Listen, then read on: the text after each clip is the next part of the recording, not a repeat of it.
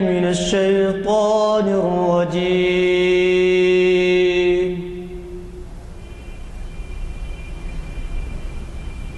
بسم الله الرحمن الرحيم.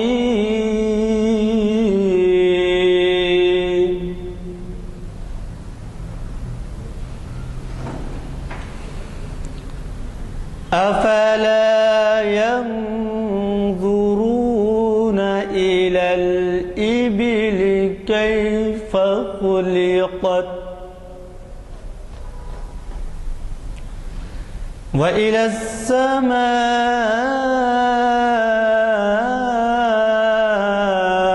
كيف رفعت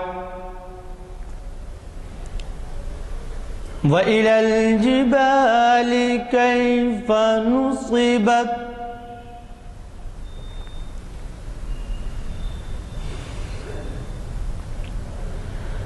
أفلا ينظرون إلى الإبل كيف خلقت وإلى السماء كيف رفعت وإلى الجبال كيف نصبت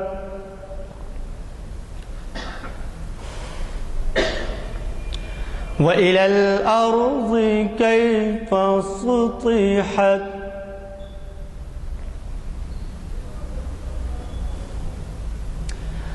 فذكر إنما أنت مذكر لست عليهم بمسيطر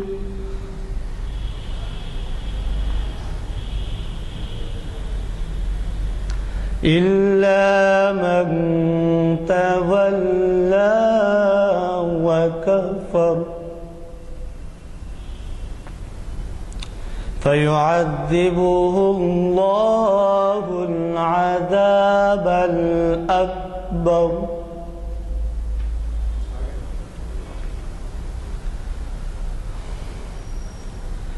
إن إلينا إيابهم ثم إن علينا حسابهم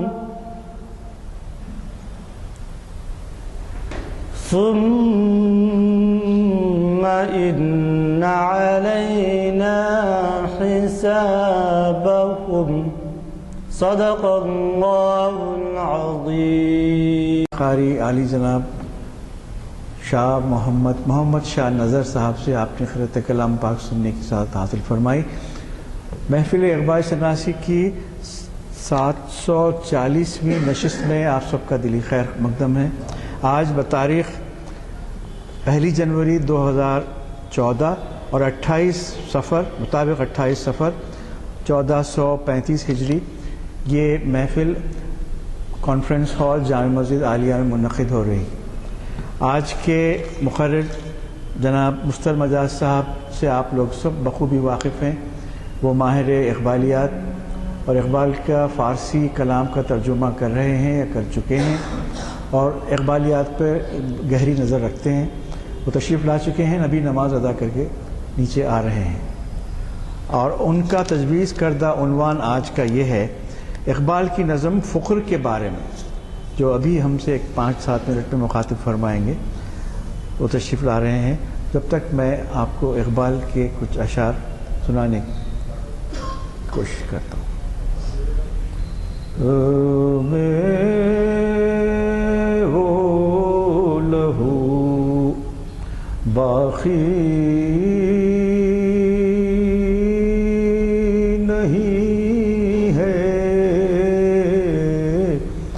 رگوں میں وہ لہو باقی نہیں ہے, رگوں میں وہ لہو باقی نہیں ہے. دل وہ آرزو باقی نہیں ہے، وہ دل وہ آرزو باقی نہیں ہے، رگوں میں وہ لہو نماز و روز و قربانی و حج، نماز و روز و قربانی و حج، یہ سب باقی ہے، تو باقی نہیں ہے، یہ سب باقی ہے، تو باقی نہیں ہے، نماز و روز و قربانی و حج، یہ سب باقی ہیں، تو باقی نہیں ہے، رگوں میں وہ لہو باقی نہیں ہے، وہ دل وہ آرزو باقی نہیں ہے، رگوں میں وہ لہو۔ میں درخواست کرتا ہوں عالی جناب، سامنے اگر کرسیاں خالی رہیں تو مقرر کو ذرا تعامل ہوتا ہے خطاب کرنے میں، ذرا باہر سامنے کے کرسیوں پہ آ جائیے، پیچھے والے حضرات سامنے تشریف لائیں، پیچھے بعد میں آنے والے بیٹھیں گے، سامنے کی کرسیاں خالی کیوں رکھتے بھائی؟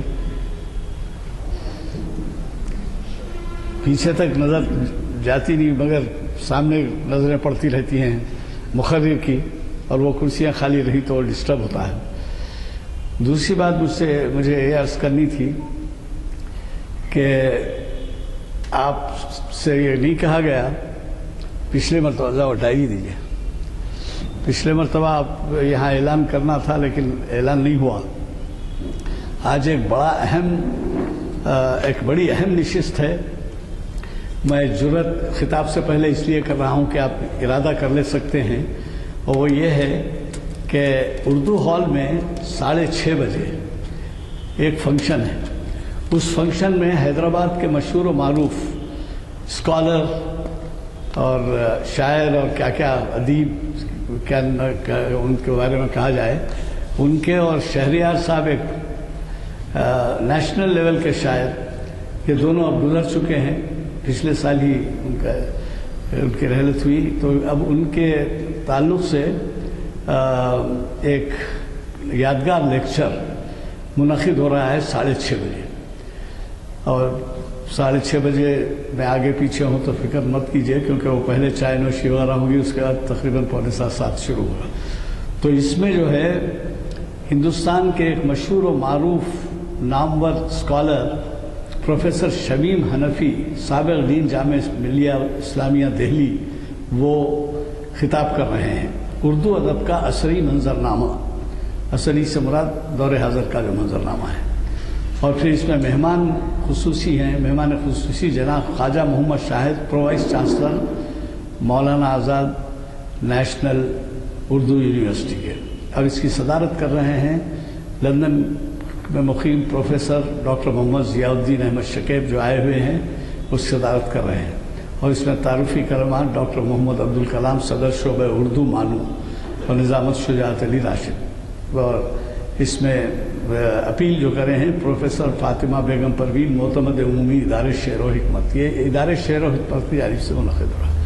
میری گزارش ہے کہ ایسی ادبی محفل میں ہمت افزائی ہوتی ہے منتظمین کی بھی، اور آپ ایک جسٹ کاز میں اور ایک اچھے مقصد کے لیے جمع ہوں گے اردو ہال میں. یہاں سے چلیے مغرب کے بعد بھی پہنچ سکتے ہیں, 6:30 بجے بھی آپ نکلے تو پہنچ سکتے ہیں, یعنی یہاں سے اگر مغرب کے بعد 6:15 بجے نکلے تو 6:30 بجے وہاں رہ سکتے ہیں. دوسری بات یہ ہے کہ ہمارے بلیٹنز تقسیم ہونے کے جو آ گئے ہیں, آج اگلے ہفتے کے بلیٹن اعلامیہ تقسیم ہوتے ہیں. ہم نے ایک نیا سسٹم ایجاد کیا ہے, یا نیا سسٹم اڈاپٹ کیا ہے. یوسف علی صاحب ایک سامع ہیں ہمارے محفل کے, انہوں نے اپنی سروسز دی ہیں, وہاں وہ رجسٹر لے کے بیٹھیں گے, اور جو کوئی بھی, کیونکہ اندر آنے میں ڈسٹرب ہوتا, کوئی چھٹ جاتے, کوئی دستخط کر کے چلے جاتے, تو وہ منتظمین میں بھی ہمت افزائی ہوتی ہے. وہ ٹیبل پہ بیٹھیں گے اور رجسٹر رکھ کے وہاں پر دستخط کر کے اندر آئیں گے. اور دوسری بات یہ ہے کہ وہاں پر اگلے ہفتے کے آپ کو اعلامیے بھی ملیں گے, اور آپ جتنے چاہیں اعلامیے لے سکتے ہیں, کیونکہ آپ خود ہمارے قاصد ہیں. اس محفل کے لیے آپ ایک نیک کام کریں گے, اگر مساجد میں دیں, یا کسی نشست میں, خاص خصوصی نشستوں یا دعوتوں کے موقع پر, یا کئی بورڈ پہ لگا سکتے ہیں. وہ اعلامیہ لے کر 2 لگانے پڑتے ہیں, کیونکہ ایک طرف انگلش اور ایک طرف اردو. اور انگلش اس وجہ سے کہ ہمارے کئی بچوں کو اردو نہیں آتی, تو انگلش بھی لگاتے ہیں. تو وہ اس کے لیے بھی میری گزارش ہے کہ آپ اب رہ گیا تعارف تو آپ کو کرا چکے ہیں. رؤوف صاحب بہت ہی خوش الحان اس میں لہجے میں ہمیں انہوں نے اقبال کا کلام پیش کیا اور محفل کو گرما دیا. اور البتہ یہ ہے کہ وہ نامکمل رہا, چند اشعار پڑھے. میری خواہش تھی اگر وہ پورے پڑھ لیتے تو بہت اچھا ہوتا. تو میں آج کے مقرر جن کا تعارف آپ سے ہو چکا ہے, اور اب ہمارے پاس 100 سے زائد محافل کو مخاطب کیا ہے انہوں نے. یعنی آپ اندازہ لگائیے ہماری یہ جو محفل ہے یہ 740ویں نشست ہے. 740 میں 100 سے 110 115 120 مخاطب کر چکے ہیں. اور ان کے 100 جب مکمل ہوئے تھے تو ہم نے خصوصی تقریب میں ان کی گلپوشی کی تھی جب 100 کا خطاب ان کا ہو چکا تھا. تو میں آپ سے گزارش کروں گا کہ آج وہ پڑھ رہے ہیں تو اس میں ان کا ایک دورے کابل بھی شامل ہے جو ایک الگ مصنوعی ہے. اس کا عنوان مسافر ہے, جو سیاحت چند روزے افغانستان اکتوبر 33 میں کی تھی انہوں نے. اس سے پہلے 2 شامل ہیں. پہلی جو مصنوعی ہے یہی ہے, پس شبایت کرد اے اقوام شرق, کہ اے مشرقی اقوام تم کو کیا کرنا چاہیے. اس میں انہوں نے کچھ پیام دیا ہے. تو اس میں چھوٹی چھوٹی نظمیں کینٹوز ہیں. اسی میں ایک نظم ان کی ہے جس کا عنوان ہے فقر. یہ فقر کیا ہے اس کی وضاحت کی ہے.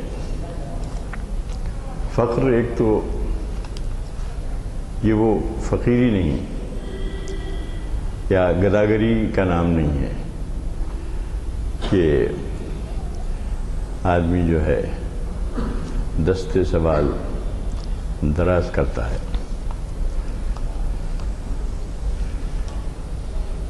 یہ وہ فقیری نہیں ہے جو عام طور پر جسے سمجھا جاتا ہے, بلکہ یہ اس میں آدمی یا مومن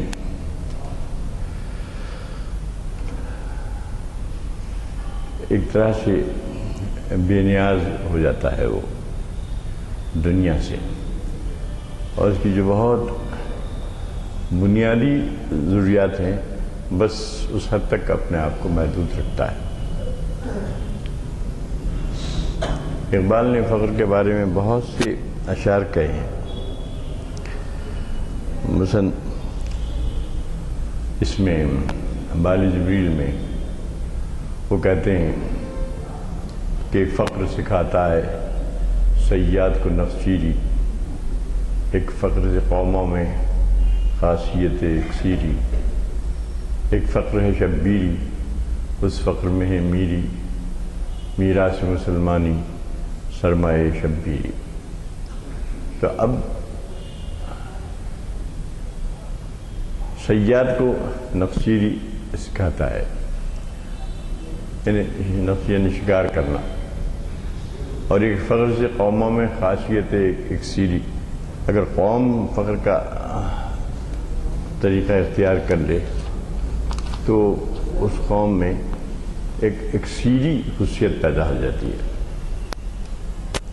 یعنی اکسیر جو ہے سونا، تانبے کو چھوڑیں تو سونا بن جاتا ہے، مطلب ایسی خصوصیت پیدا ہوتی ہے۔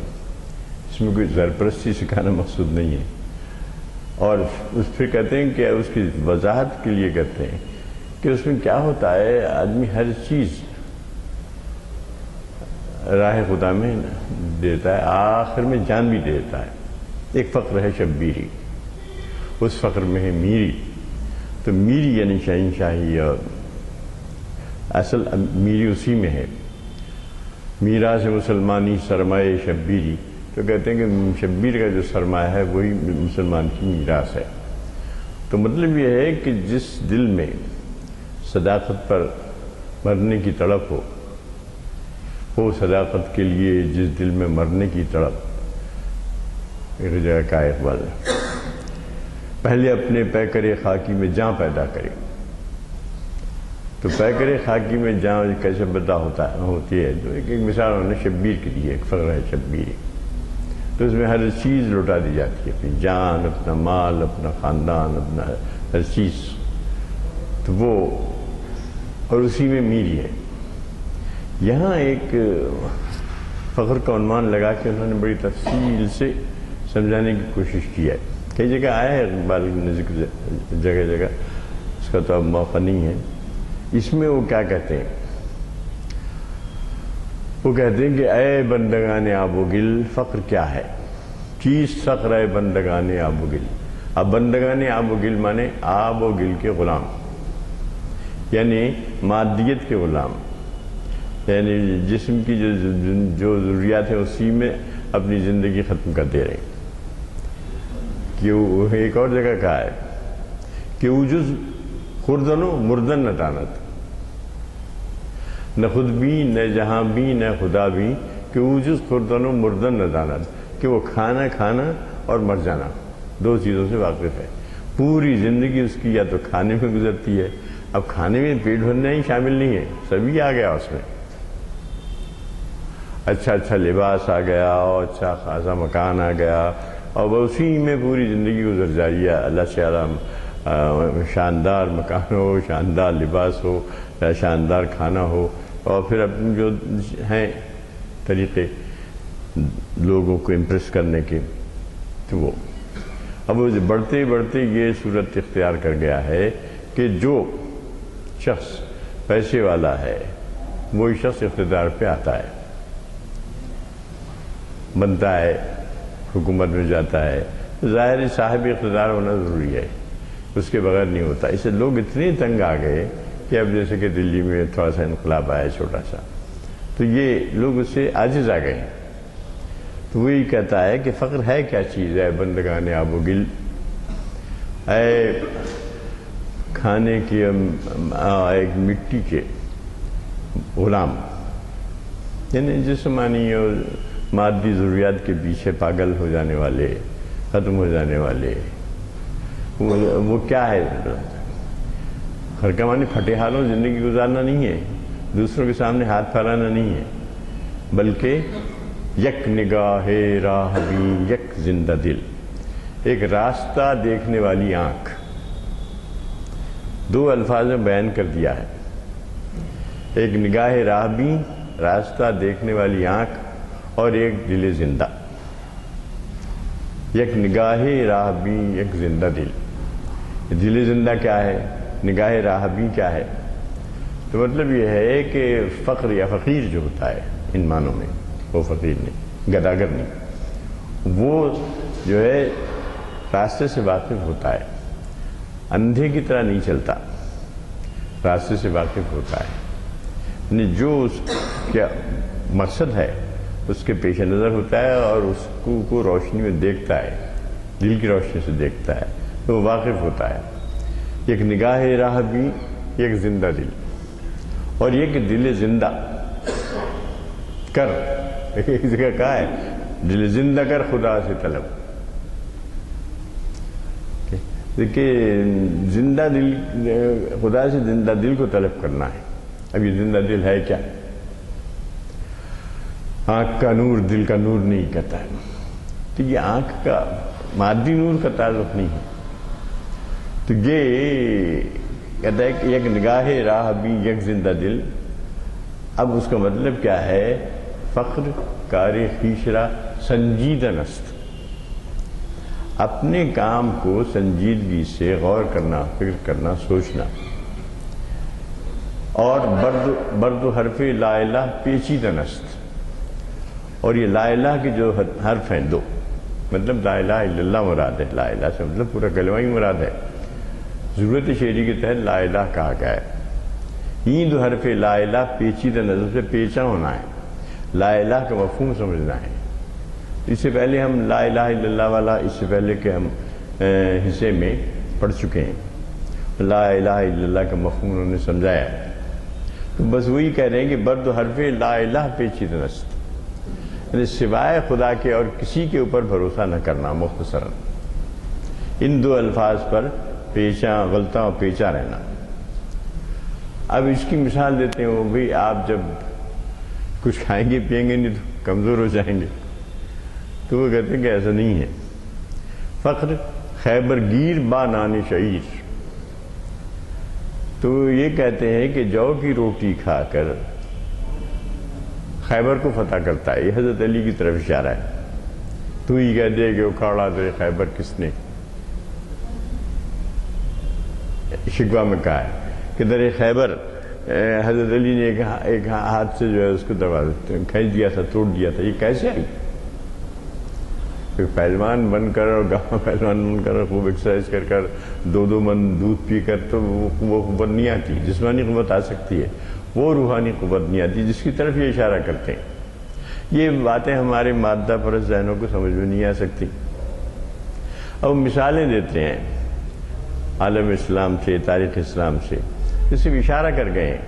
فخر خیبر گیر با نان شعیر، نے خیبر کو فتح کرتا ہے اور صرف نان شعیر کھا کر، جو کی روٹی کھا کر فتح کرتا ہے۔ بستے فطرہ کے وہ سلطان و میر، اس کے فطراک میں یعنی اس کی جھولی میں سلطان و میر جو ہے، سلطان بادشاہ اور جو میر رہتے ہیں وہ اس کے فطراک میں پڑے رہتے ہیں، کہنے کو فقیر ہوتا ہے۔ فخر ذوق و شوق و تسلیم و رضا، فخر اصل میں ایک ذوق و شوق ہے۔ اقبال کی نظم ہے کہ ذوق و شوق ہم شاید پڑھی گئی ہے بھی، ہم پڑھیں کسی وقت، ذوق و شوق کا نام ہے، یعنی آپ کے مقصد سے ذوق، آپ کے مقصد سے لگن اور اسی کے شوق میں رہنا۔ فخر ذوق و شوق و تسلیم و رضا، تسلیم و رضا کا مطلب یہ ہے کہ جو بھی راہ دوست میں پیش آتا ہے وہ بجائے، جو ہر راہ دوست پیش آیت بجاس کہا ہے جاوید نائم میں، کہ راہ دوست میں جو بھی پیش آتا ہے، تلخی پیش آتی ہے، تک جان بھی چلی جاتی ہے، مال چلا جاتا ہے، وہ بجائے، وہ ہے، وہ فخر ہے۔ فخر ذوق و شوق و تسلیم و رضاست، ما امین ای متاع مصطفیٰست، تو ہم کو جو فخر کی دولت دی گئی ہے یہ دراصل متاع مصطفیٰ ہے صلی اللہ علیہ وسلم، یعنی آپ سے ملی ہے ہم کو، ہم اس کے امین ہیں صرف، ما امینیم، ہمارے پاس ایک امانت کے طور پر یہ فخر کی دولت دی گئی ہے، دولت فخر ہم کو دی گئی ہے۔ نبی کریم صلی اللہ علیہ وسلم کی تو حیرتناک مثال ہے، ایک دن آپ کے گھر میں تھوڑا سا سونا رہ گیا تو رات بھر بے چین رہے، صبح آپ نے وہ سونا ڈسپوز کر دیا، بے چینی نکال دیا، دے دیا، تو وہ ہے ما امین ای متاع مصطفیٰ، تو متاع مصطفیٰ یہ ہے کہ دولت دنیا نہیں، کہ مال و دولت دنیا، یہ رشتہ و پیوند، بتان وہم و گمان، لا الہ الا اللہ. یہ جو بتان وہم و گمان ہے، کیا؟ مال و دولت دنیا اور رشتہ و پیوند، جب بیٹا بیٹی سب جو رشتے ہیں. اس کا یہ مطلب نہیں ہے کہ ان رشتوں کو چھوڑ دیجیے، آپ جو ان کے حقوق ہے ان کو تو ادا کرنا ہے، وہ ادا کیجیے، لیکن ان کو اپنے اوپر مسلط کرنا نہیں ہے. وہی کہتا ہے. تو وہ کہتا ہے کہ فقر ذوق و شوق و تسلیم و رضا ما امین متاع مصطفیٰ. دراصل یہ ہم کو دولت مصطفیٰ سے ملی ہے صلی اللہ علیہ وسلم. مصطفیٰ نے ہم کو ادا کی ہے فقر کی دولت. اور فقر کیا چیز ہے؟ گداگری نہیں ہے. اب جو لوگ مانگتے رہتے ہیں ہاتھ پھیلا کے، ہاتھ پھیلانا گداگری نہیں ہے. فقر بر کرو بیاں شفقوزن ہے. فقر جو ہے کرو بیاں پہ شفقون مارنا ہے. کرو بیاں کیا ہے؟ یہ اصل ایک فرشتوں کا نام ہے. فقر بر کرو بیاں بر نوامی سے جہاں شفقوزنت. نوامیس ناموس کی جمع ہے، یعنی دولت. جمع نوامی سے جہاں پر شفقون مارنا ہے. یہ مطلب یہ ہے کہ انسان کا مرتبہ کرو بیاں سے بلندر ہے. وہ ہے نا، ورنہ اطاعت کے لیے کچھ کم نہ تھے کرو بیاں. کرو بیاں اطاعت کے لیے فرشتے لاکھوں فرشتے ہیں، وہ تو مصروف ہیں اسی کام میں. اللہ میاں کو آپ کی ضرورت نہیں ہے، ورنہ اطاعت کے لیے کچھ کم نہ تھے کرو بیاں. درد دل کے واسطے پیدا کیا ہے. درد دل بھی ایک طرح کا فقر کا ایک جز ہے. آپ کے درد دل، آپ کو دل کا درد حاصل ہے تو وہ آپ کا وہ بھی ایک فقر ہے. تو بر نوامی سے جہاں شفقوزنت جز مقام بر مقام دیگر اندازت ترا. ایک دوسرے مقام پر تو کو لے کے چلا جاتا ہے. تو جس مقام پہ ہے اس مقام سے اٹھا کر کسی اور مقام پر تجھے لے آتا ہے. وہ کیا مقام ہے؟ وہ کہتا ہے کہ الزجاج الماس می سازت ترا. زجاج یعنی شیشہ. تیری ہے تو اگر شیشہ ہے تو فقر تجھے الماس بنا دیتا ہے. الماس تو بہت سخت ہوتا ہے، شیشہ تو ٹوٹ جاتا ہے گرنے سے. تو وہ کہتا ہے کہ تیری خودی کو اتنی مضبوط کرتا ہے، تیری شخصیت کو ایسا طاقتور بناتا ہے کہ تو اگر شیشہ ہے تو اس کو الماس بنا دیتا ہے. فخر برگو ساز او ز قرآن عظیم مرد درویشی نہ گنجت در گلیم. کہتا ہے کہ اس کا جو برگ و ساز ہے، ساز و سامان ہے، وہ جو ہے قرآن سے حاصل کرتا ہے، قرآنی تعلیمات سے حاصل کرتا ہے. قرآن ہے ایسے جو ہمارے پاس آئی امانت مصطفیٰ صلی اللہ علیہ وسلم کے ذریعے سے. وہ قرآن ہے. وہ جو کہتا ہے نا متاع مصطفیٰ، تو وہ جو ہے برگ و ساز اوز قرآن عظیم. اس کا جو برگ و ساز ہے، جو ساز و سامان ہے، وہ قرآن عظیم سے حاصل ہوتا ہے.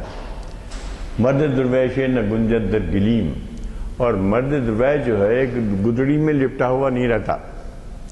مطلب اس کو آپ یہ درویش اور یہ گداگر میں سمجھیے مرد فقر کو.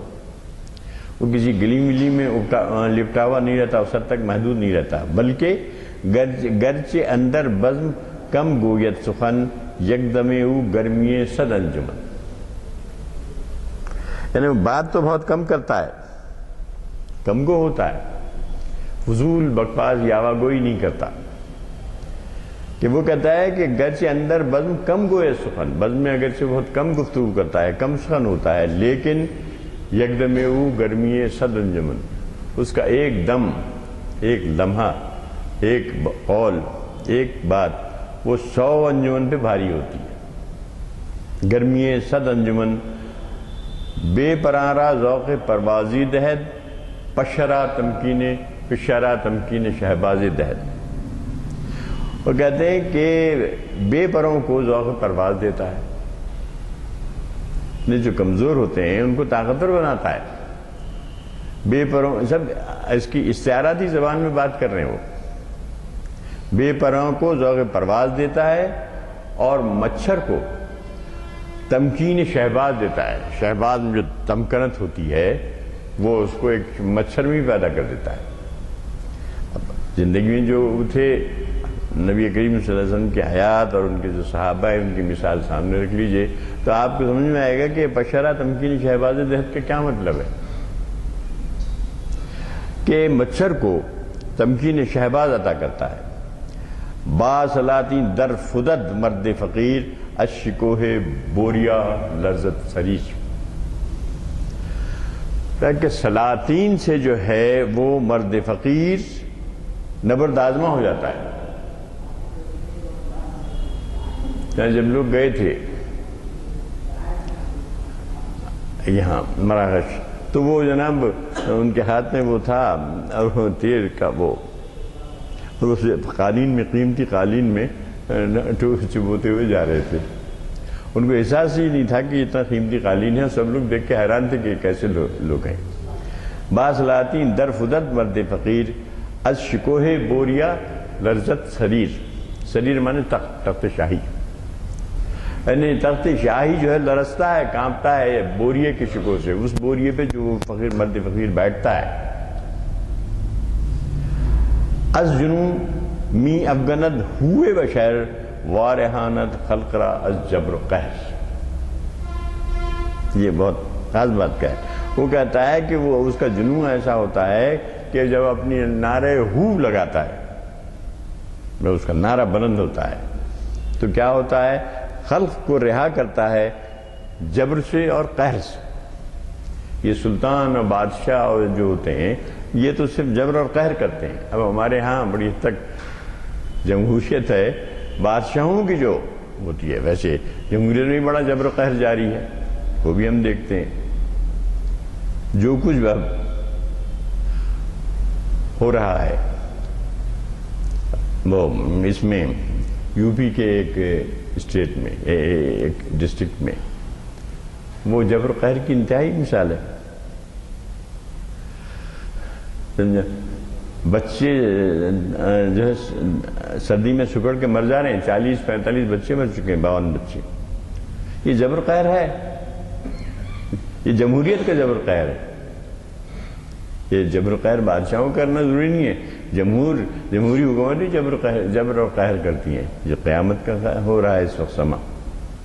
آپ جب بہت زیادہ بات بڑھ گئی تو ان لوگوں کو خیال آیا کہ ان کو کسی شیڈ میں رکھنا چاہیے اور کسی سرکاری عمارتوں میں ٹھہرایا جا رہا ہے. معمولی ایسے کپڑے کے وہ ہیں اور اس میں ٹھٹر کے مر جا رہے ہیں اور اس کا مائنس کے قریب ٹیمپریچر ہے ان لوگوں کا 2 درجے یا 3 درجے. اس میں ٹھٹر کے بچے چھوٹے ہوتے ہیں وہ برداشت نہیں کر سکتے. لوگ مر گئے بہت سے. یہ جبر و قہر ہے. یہ جمہوریت کا جبر و قہر ہے. یہ کوئی ضروری نہیں ہے کہ جو ہے شریر آ رہا ہے سلطنت کوئی میر عثمان علی خاں ہی ہو. میر عثمان علی خاں بچارہ تو بہت شریر آ رہا ہے سلطنت ہونے کے باوجود بھی اس کے دور میں ایسی سفاکیاں نہیں تھیں.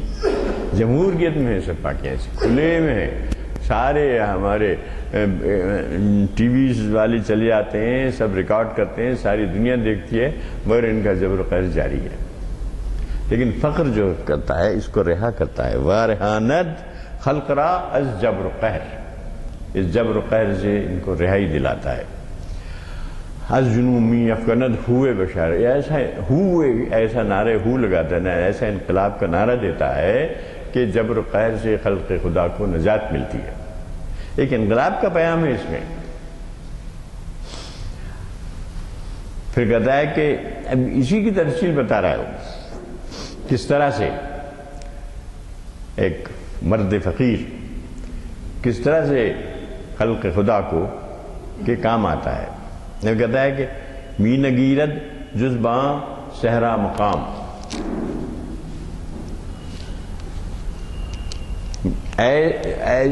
سوائے اس صحرا کے کہیں مقام نہیں کرتا.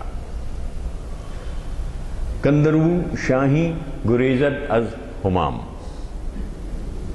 ایسے صحرا میں وہ مقام کرتا ہے کہ جہاں شاہین ہمام سے گریز کرتا ہے۔ شاہین علامت ہے طاقت کی، قوت کی۔ ہمام یعنی کبوتر، تو اس سے جو ہے وہ کبوتر پہ جھپٹتا نہیں ہے وہاں شاہین۔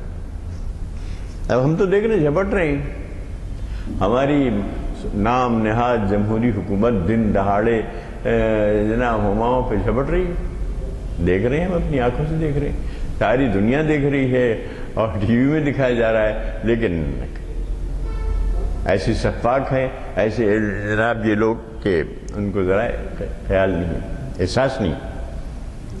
تو کہتا ہے کہ اس کے خلاف جنگ کرتا ہے، وہ لڑتا ہے، اپنے فائدے کے لیے نہیں کرتا، اپنے اقتدار کے لیے نہیں کرتا، انسانیت کی بھلائی کے لیے کرتا ہے۔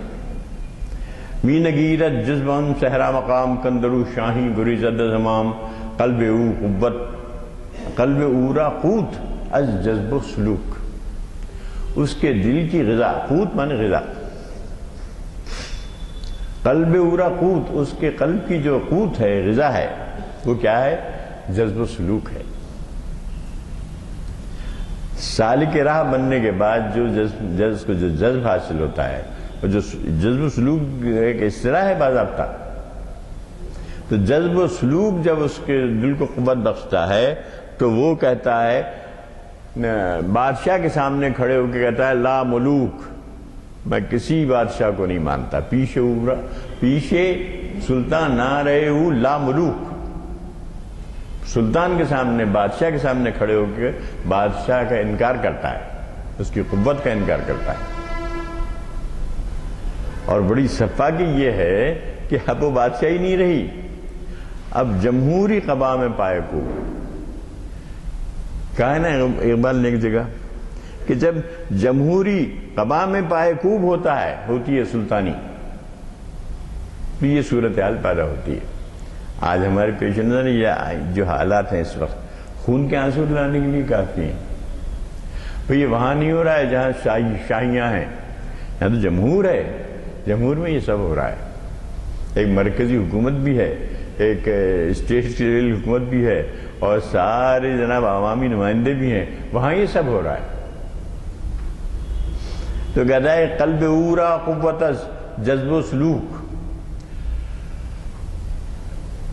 قوت ہے، قوت نہیں، قلب اس کی قوت، اس کی غذا جو ہے جذب و سلوک سے حاصل ہوتی ہے، یہ چاول گیہوں اس سے حاصل نہیں ہوتی۔ قلب اورا، پیچھے سلطان نہ رہے وہ لا ملوک، انکار کر دیتا ہے، وہ لا ملوک کہتا ہے، وہ نہیں مانتا، وہ میں تمہاری بادشاہت کو نہیں مانتا، تمہاری اقتدار کو نہیں مانتا۔ آتش ماں سوزناک از خاک او، ہماری آتش، ہمارے آگ، ہمارے اندر جو آگ ہے وہ سوزناک اگر ہے تو اس کی خاک سے، اس کی خاک میں اتنی تبش ہے کہ جو آتش آگ کو سوزناک بنا دیتی ہے۔ صرف دیکھیے استعارے کی زبان میں وہ کہتا چلا جا رہا ہے، آتش ماں سوزناک از خاک او شعلہ ترسد از خس و خاشاک او، اس کی خس و خاشاک سے شعلہ ڈرتا ہے، شعلہ ڈرتا ہے خس و خاشاک سے، کیونکہ وہ برد فقیر ہے، اس کو اقتدار کی حوث نہیں ہے، اس کو لوگوں کے حکم چلانا نہیں ہے، اس کو بڑے محلوں میں رہنا نہیں ہے، اس لیے وہ کہتا ہے کہ آتش ماں سوزناک از خاک او، خاک سے، خاک تو خاک ہی ہے، لیکن اس کی خاک میں ایسی سوزناکی ہوتی ہے کہ وہ ہماری آگ کو بھڑکا دیتا ہے۔ شعلہ ترسد، اس کے خس و خاشاک سے اس کی شعلہ نرستا ہے، جبکہ شعلہ خس و خاشاک کو جلانے کے لیے کام کرتا ہے، لیکن الٹا عمل ہوتا ہے۔ استعارے کی زبان میں کہتا ہے برن یفتد ملتی اندر نبد تادرو باقی یک درویش مرد، وہ کہتا ہے کہ ایسی ملت کبھی جو ہے نبرد آزما نہیں ہوتی جب تک اس کے اندر ایک درویش بھی باقی ہو، ایک درویش مرد کہتا ہے آگ اس کی پھونک دیتی ہے برنا و پیر کو، لاکھوں میں ایک بھی ہو اگر صاحب یقین، لاکھوں میں ایک بھی اگر صاحب یقین ہے تو اس کی آگ برنا یعنی جوان، پیر بوڑھا، بوڑھے اور جوان سب کو پھونک دیتی ہے۔ تو اس درویش مرد کی بات کر رہے ہیں۔ بر نیفتد ملتی اندر نبرد تادرو باقی سے یک درویش مرد، اگر اس میں ایک درویش مرد بھی باقی ہے تو وہ اس ملت پر کوئی حملہ نہیں کر سکتا۔ آبروئے ماں استغناء اوس، استغنا ہے، دیکھیے آپ، فخر کے لیے پہلی شرط استغنا ہے۔ ذرا محفوظ اگر رکھتی کہ کوئی تو استغنا، غلامی میں، شاہی میں، غلامی میں، بائی جبریل میں کہتے ہیں ذرا کوئی اگر محفوظ رکھتی ہے تو استغنا، استغنا ہوتا ہے بے نیازی۔ اب تو مایا تو بے نیازی کا ہر چیز کی حوث ہے، ہر چیز آتا جانا چاہیے، دنیا کے پیچھے بھاگنا ہے۔ آب روئے ماں سے استغنائے اوست، سوز ماں از شوق بے پرواہ اوست، اس کا شوق بے پرواہ ہے، ان چیزوں کی پرواہ نہیں کرتا۔ مال و دولت دنیا، یہ رشتہ و پیوند بتان وہم و گماں کہتا ہے، اس کی پرواہ نہیں کرتا۔ سوز ماں از شوق بے پرواہ اوست، خویشتن را اندری آئینہ بھی تا ترا بخشند سلطان مبین۔ سلطان مبین نبی کریم صلی اللہ علیہ وسلم مراد ہے، جو کہتا ہے کہ اس آئینے میں اپنے آپ کو دیکھ۔ یہ تو آسمانی باتیں معلوم ہوتی ہیں، ہماری مادہ پرست دنیا میں یہ باتیں معلوم ہوتی ہیں کہ بالکل آسمانی ہیں۔ وہ کہہ رہا ہے کہ خویشتن را اندری آئینہ بھی، اس آئینے میں اپنے آپ کو دیکھ۔ یہ آئینہ جو ابھی انہوں نے پیش کیا ہے اتنے بہت سے اشعار میں، جو نقشہ پیش کیا ہے ایک مرد فقیر کا اور فخر کا، تو کہتا ہے کہ اندری آئینہ اپنے آپ کو دیکھ، تا ترا بخشند سلطان مبین، تاکہ تجھے سلطان مبین، ظاہر روشن بڑے سلطان نبی کریم صلی اللہ علیہ وسلم فرمائیں کیا، حکمت دین دل نوازی ہائے فقر، حکمت دین دل نوازی ہائے فقر، قوت دین بے نیازی ہائے فقر۔ کیا کمال ہے، دو الفاظ میں، ایک دو الفاظ میں بڑے بڑے مفاہیم بیان کر دیے۔ کہتا ہے کہ اس آئینے میں اگر تو اپنے آپ کو دیکھ لے تو پھر سلطان مبین صلی اللہ علیہ وسلم تجھے کیا کریں گے، حکمت دین عطا کریں گے، اور حکمت دین کے ساتھ دل نوازی فقر کی ادا کریں گے۔ حکمت دین دل نوازی ہائے فقر، فقر کی دل نوازی، اور قوت دین بے نیازی ہائے فقر، اور تجھے وہ قوت ادا کریں گے کہ جس سے فقر کی بے نیازی تیرے اندر پیدا ہوگی۔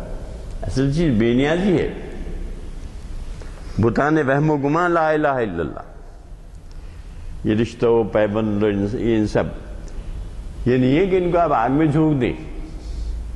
کہتا ہے کہ اس ایک حد تک بس۔ پھر وہ سلطان مبین جو کہہ گئے ہیں ان کا ایک قول بیان کرتا ہے، مومنارا گفت سلطان مبین، سلطان دین کہتا ہے مومنارا گفت آن سلطان دین، مومنوں کو سلطان دین نبی کریم صلی اللہ علیہ وسلم نے جو فرمایا، کیا فرمایا، مسجد، عجیب بات کی، مسجد مومن ہما روئے زمین۔ آپ نے فرمایا کہ پوری روئے زمین میری مسجد ہے۔ دیکھیے اس حدیث سے لے کے آگے بڑھا ہے۔ اب اس کو لوگ یہ انٹرپریٹ کر سکتے ہیں، کرتے ہیں لوگ، کہ جناب یہ مذہب کو اقتدار حاصل کرنے کا ذریعہ بنایا جا رہا ہے، مذہب کو اقتدار حاصل کرنے کا ذریعہ بنایا جا رہا ہے کہا جاتا ہے، جبکہ وہ مقصد نہیں ہے۔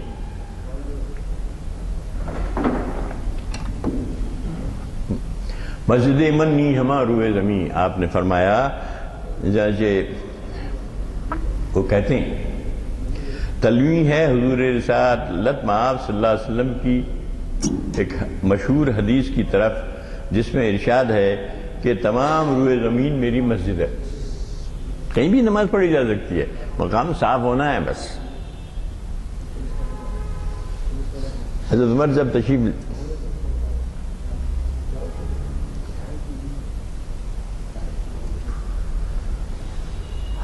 جب تشریف لے گئے، یروشلم فتح ہوا تھا، تو وہاں گرجا تھا، تو ان لوگوں نے پادریوں وغیرہ نے کہا کہ ٹھیک ہے آپ یہاں نماز پڑھ لیں، نماز سے وقت ہو گیا۔ آپ نے منع کیا، اس نے کہا میں یہاں نماز پڑھوں گا تو پھر سب شروع کر دیں گے اور ایک تم لوگوں کے لیے مسئلہ کھڑا ہو جائے گا۔ یہ سیکولرزم اسلام کا، آپ نے نہیں پڑھی نماز وہاں۔ تو وہ پوری روئے زمین مسجد ہونے کا مطلب یہ ہے کہ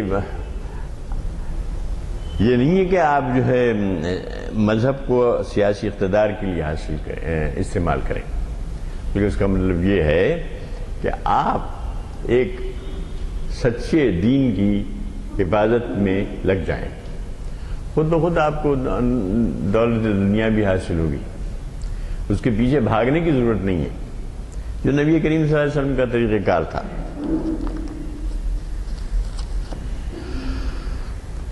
تو یہ بہت اہم ہے۔ مسجد مومن، مسجد من یہ ہما روئے زمین، آپ نے فرمایا کہ یہ پورے روئے زمین میری مسجد ہے۔ اب اس کے بعد اس پر گرہ لگا رہے ہیں اقبال، کیا کہہ رہے ہیں؟ علماز گردش نہ آسمان، علمان الحفیظ والحذر، کہ آسمان کی گردش کے سبب سے ہم گر پڑ کے اس حالت میں پہنچ گئے ہیں کہ مسجد مومن بدست دیگراں، کہ مومن کی مسجد یعنی یہ روئے زمین بدست دیگراں دوسروں کے ہاتھ میں چلی گئی ہے، حالانکہ آپ کے ہاتھ میں رہنا چاہیے اس حدیث شریف کی روح سے۔ تو اس کو یہ انٹرپریٹ کرنا کہ نہ مذہب کو اقتدار حاصل کرنے کے لیے استعمال کیا جائے، یہ نہیں، اس طرح سے نہیں حاصل کیا گیا، بلکہ سچا مذہب اگر آپ اختیار کریں، وہ جو محمد صلی اللہ علیہ وسلم لائے تھے وہ، تو آپ کو خود بخود مسجد مومن مسجد من یہ ہمارا روئے زمین آپ کو حاصل ہوگی۔ بڑی باریک بات ہے، اس کو یار لوگ غلط طریقے سے انٹرپریٹ کر رہے ہیں اور کرتے ہیں کہ مذہب کا استعمال سیاسی اقتدار کے لیے کیا جا رہا ہے۔ کچھ جماعتیں، کچھ لوگ کر بھی رہے ہیں ایسا، وہ نہیں ہے، بلکہ مذہب صحیح دین کا کو اختیار کرنا ہے تو دنیا خود آپ کے قدموں پہ، ان معنوں میں ہے وہ۔ سخت کوشت بندے پاکیزہ خیش تھا بگیرت مسجد مولائے خیش، وہ کہتا ہے کہ بندے پاکیزہ کیش جو ہے یعنی مرد فقیر، وہ سخت کوشش کرتا ہے کس بات کے لیے؟ تا بگیرت مسجد مولائے خیش، تاکہ اپنے مولا کی مسجد کو حاصل کر سکے جو بدست دیگراں دوسروں کے ہاتھوں میں چلی گئی ہے۔ مولائے خیش یعنی نبی کریم صلی اللہ علیہ وسلم، تا بگیرت مسجد مولائے خیش ای کہ اس ترک جہاں گوئی مگو۔ اسلام کی تعلیم ترک جہاں نہیں ہے۔ اے مرد خدا، تجھ کو وہ قوت نہیں حاصل، جا بیٹھ کسی غار میں اللہ کو کر یاد۔ درب کلیم میں کہتے ہیں اے مرد خدا، تجھ کو قوت نہیں حاصل، جا بیٹھ کسی غار میں اللہ کو کر یاد۔ تو غار میں بیٹھ کے اللہ اللہ کرنا نہیں ہے، وہی کہہ رہے ہیں کہ اے کہ ایس ترکے جہاں گوئی مگو، مت کہہ ترک ای دیرے کہن تسخیر او۔ اصل میں اس کو ترک کرنا اس کی تسخیر ہے، ترک ای دیرے کہن تسخیر او، اس کی تسخیر، اس کو حاصل کرنا جو ہے اس کو ترک کرنا ہے۔ بہت باریک باتیں ہیں یہ، ان کو سمجھنے کی ضرورت ہے۔ ترک ای دیرے کہن راکبش بودن ازو وارستنست، یہ اچھا وضاحت کی ہے کہ اس کا راکب بننا، اسے رہا ہونا ہے۔ راکبش اس کا راکب ہونا ہے، اس کا سوار بننا، یعنی یہ تو راکبش بودن ازو وارستن سے نے اس سے نجات پانا ہے، وارستگی حاصل کرنا ہے۔ اس کے بعد اور کہتا ہے از مقامی آب و گل برجستنست، یعنی آب و گل کے مقام سے کود کے باہر نکل جانا ہے۔ یعنی آب و گل کی زندگی، مادی زندگی، اس مادی زندگی سے باہر نکل جانا ہے، کود جانا ہے۔ سید مومن جہاں، اب اس کے بعد وضاحت کر رہے ہیں کہ سید مومن جہان آب و گل، یہ جہان آب و گل جو ہے وہ مومن کا شکار ہے، شکار ہے وہ، اس کی تسخیر کرنا ہے۔ بادرہ گوئی کے سید خود بہل، اور آپ یہ فرماتے ہیں کہ اس قید کو چھوڑ دے، اس سید کو چھوڑ دے۔ باز جو سید کو پکڑتا ہے، آپ کی حیثیت باز کی ہے، اور آپ باز سے کہتے ہیں کہ اپنے سید کو چھوڑ دے۔ بادرہ گوئی کہ ابن شاہین سے باز سے کہہ رہے ہیں، باز جو پرندہ ہوتا ہے شکار کرتا ہے، اس سے کہتے ہیں کہ آپ اپنے سید کو چھوڑ دو، ایسا نہیں ہے۔ حل نشدی مانی یہ مشکل ورا، اب کہہ رہے ہیں کہ یہ بڑی مشکل مانی ہے، یہ ایسی آسان بات نہیں ہے، حل نہیں ہو پا رہا ہے مجھ سے۔ حل نشدی مانی یہ مشکل ورا، یہ مشکل معنی مجھ سے حل نہیں پا رہے۔ شاہی از افلاک بگریزت چرا، شاہی افلاک سے کس لیے گریزاں ہے، یہ معنی مشکل میری سمجھ میں نہیں آ رہے، صرف استعارے کی زبان میں کہتے چلے آ رہے ہیں۔ دیکھیے اب شاہی از افلاک بگریزت چرا، کیونکہ دنیاوی زندگی، مادی زندگی میں نے اس کے پاؤں پکڑ لیے ہیں، اسی میں غلطاں پیچا ہے، اس لیے افلاک کی طرف وہ نہیں جاتا۔ شاہی از افلاک بگریزت چرا، وائے ان شاہین کے شاہینی نے کرد، اس شاہین کے اوپر کہ جو شاہینی نہیں کیا، جس نے مرغ کی از چنگو نامد بدرد، یعنی وہ کوئی مرغ اس کے چنگ سے درد سے، گرفت سے ڈرتا نہیں آتا، نامد بدرد، اس کو اس کا درد نہیں ہوتا۔ در کنام مند زارو سرنگو، کنام کے لیے کہتے ہیں کہ وہ گھونسلہ جس میں شاہین یہ باز رہتا ہے، تو وہ کیا ہے، بجائے آسمانوں پر جا کر اپنے جنگل سے اس کو گرفتار کرنے کے بجائے، در کنام مند زارو سرنگو پر نزد اندر فضائے نیل، فضائے نیلگو میں وہ پر نہیں مارتا شاہین، اور اپنے پروں کو سمیٹ کر کنام میں اپنے گھونسلے میں پڑا ہوا ہے۔ پر نزد اندر فضائے نیلگو۔ اب اس کے بعد فخر کی، میرے خیال وقت ہو گیا، ہاں نہیں بس ختم کریں گے، 2-4 منٹ ہیں شاید، ہاں۔ تو یہ دوسرا پھر بند شروع ہو رہا ہے، اس میں فخر کی بہت تفصیل انہوں نے بہت واشگاف کی ہے کہ فخر قرآن کیا ہے، فخر مومن کیا ہے، فخر کافر کیا ہے۔ فخر کافر بھی تو ہے نا بھئی، جو ہمارے ہندو ہوتے نا، جو پہاڑوں میں جا کے بیٹھ جاتے، سادھو عجیب جناب، وہ کرتے ایک ہاتھ یوں اٹھا کے کھڑے رہتے، گھنٹوں دنوں کھڑے رہتے، یہاں یہ ان کے پاس عبادت ہے۔ تو وہ کہتے ہیں کہ یہ فخر نہیں ہے۔ اس کے بعد میں تمام تفصیل بیان کی ہے، ہم آئندہ اسے لیں گے، بہت کلیریفائی کیا ہے پھر سے۔ یہ نہیں کہتے کہ آپ اپنے فخر کو یا اپنے دین کو سیاسی اقتدار حاصل کرنے کے لیے استعمال کیجیے، وہ تو سبسیڈری چیز ہے کہتے ہیں، اس کی اہمیت ہے کہ اور اس کو بہت باریک باتیں ہیں، اس کو میں تفصیل سے اب بیان کروں گا، کہہ رہے ہوں، تو ہم انشاءاللہ نیکسٹ ٹائم اس پر غور اور فکر کریں گے۔ وآخر دعوانا ان الحمد للہ رب العالمین۔ ربنا آتنا فی الدنیا حسنۃ وفی الآخرۃ حسنۃ وقنا عذاب النار۔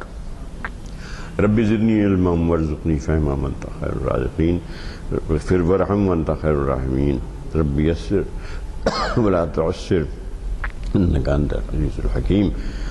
صلی اللہ تعالی علی خیر خلقہ مولانا محمد وآلہ وصحبہ اجمعین برحمتک یا ارحم الراحمین والحمد للہ رب العالمین۔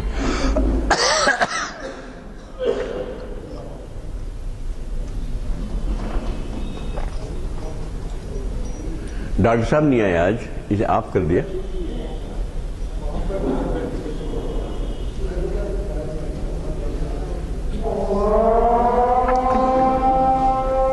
ایسا ہو گئی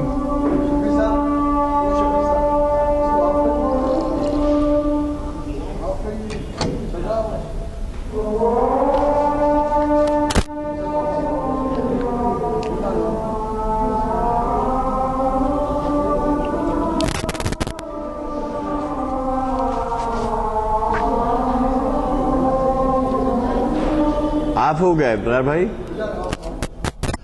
آپ سے مجھے عرض کرنا ہے، نماز کے بعد کیا میں آپ سے مل سکتا ہوں؟ اردو حال آپ بھی چل رہے ہیں؟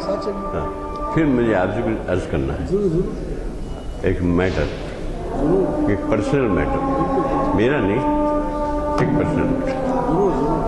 اس سے پہلے عرض کر چکا ہوں